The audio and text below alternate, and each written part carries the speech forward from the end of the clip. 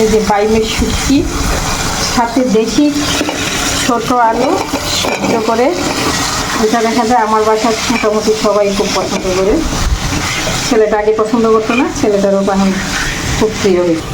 আর এই পাশে এই যে ছোটো মাছ, মলা মাছ চচ্চড়ির জন্য ম্যারিনেট করে রাখলাম, এগুলো ম্যারিনেট করে নেবো। আমি আসলে এখন দেখা যায় এইভাবে ম্যারিনেট করে রান্নাটাতেই দেখছি টেস্ট ভালো হয় এবং কষ্টও কম হয়, রান্না করতে ইজি হয়। বেশ কয়েকদিন রান্না করলাম মাটির চুলায়, এখন আবার চলে আসলাম এগুলাতে। মাটির চুলায় রান্না করতে ভালো লাগে, টেস্টও ভালো, কিন্তু হাঁড়িগুলা ভারী হওয়াতে ক্যারি করাটা কষ্ট হয়ে যায়। এটাই মোটামুটি 10-20 মিনিট মতো রেখে দেবো, অন্য রান্না হইতে হইতে এটা আমার ম্যারিনেট হয়ে যাবে। মাথাগুলো আমি মশমশা ভাজি করে ফেলবো। অনেকে দেখা যায় মলা মাছের মাথা সহ মলা মাছ কেটে ফেলে রান্না করে, এতেও দেখা যায় তরকারিটা কিন্তু তিতো থাকে।